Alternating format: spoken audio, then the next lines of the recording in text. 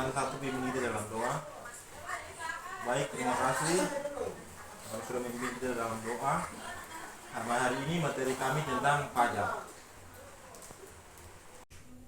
Ya baik, hari ini saya akan membawakan materi tentang pajak dengan tujuan pembelajaran. Yang pertama menjelaskan pajak, yang kedua menjelaskan jenis-jenis pajak, yang ketiga menjelaskan manfaat pajak bagi rakyat. Ya, pajak menurut pandangan saya itu sendiri adalah sebuah kewajiban yang harus dibayar dan akan dikembalikan dalam bentuk fasilitas yang ada. Menurut undang-undang itu sendiri nomor 27 tahun 2007 adalah pajak merupakan kontribusi wajib negara yang terutang oleh orang pribadi atau badan yang bersifat memaksa. Berdasarkan undang-undang, dengan tidak mendapatkan imbalan secara langsung, digunakan untuk membangun fasilitas yang ada di suatu daerah. Yang kedua, jenis-jenis pajak yang berlaku di Indonesia. Yang pertama, pajak penghasilan. Pajak penghasilan ini biasanya dikenakan oleh orang yang punya kriteria khusus, contohnya menengah ke atas. Yang kedua, pajak pertambahan nilai. Pajak pertambahan nilai ini dikenakan atas perdagangan jasa maupun barang, biasanya impor ataupun ekspor. Yang ketiga, pajak penjualan barang mewah. Biasanya ini dikenakan kepada orang yang mempunyai mobil mewah, mempunyai hunian yang mewah, dan mempunyai properti yang ada. Baik, yang keempat, bea materai. Pajak ini dibebankan atas pemanfaatan dokumen, contohnya notaris dan surat kuasa hukum lainnya. Yang kelima, pajak bumi dan bangunan. Biasanya dikenakan oleh wajib pajak yang membayar tanah dan rumahnya. Ya baik, kita masuk kepada pajak daerah provinsi. Untuk jenis pajak daerah provinsi ini ada beberapa contohnya. Yang pertama, pajak kendaraan motor. Biasanya ini dikenakan oleh orang yang sudah mempunyai motor. Setiap tahun harus wajib membayar pajak. Gunanya untuk apa? Untuk membangun infrastruktur atau jalan yang ada di daerah tersebut. Yang kedua, biaya balik nama kendaraan bermotor. Ini sama saja seperti yang tadi, diwajibkan kepada orang yang sudah mempunyai motor. Gunanya untuk apa? Untuk mengetahui identitas pemilik motor.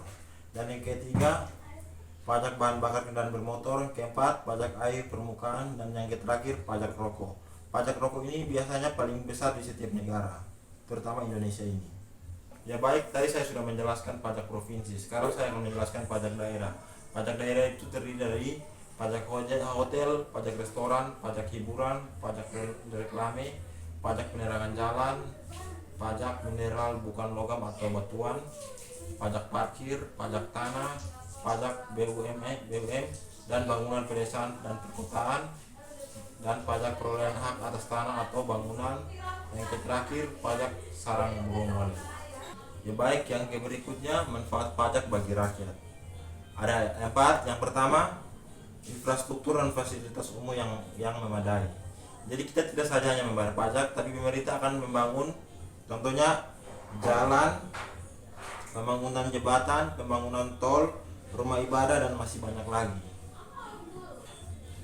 Yang kedua sendiri, pajak penghasilan manfaat pajak fasilitas pendidikan. Banyak program-program pendidikan seperti pengadaan buku gratis, beasiswa bidik misi yang kita terima pada saat ini, dan kebutuhan sekolah untuk menunjang kebutuhan kita sendiri. Yang ketiga, fasilitas dan program kesehatan. Segala jenis fasilitas dan program kesehatan diambil dari dana pajak. Banyak kebutuhan seperti ketersediaan makanan, bantuan kesehatan di puskesmas, imunisasi, dan program posyandu. Manfaat yang terakhir, menstabilkan perekonomian negara.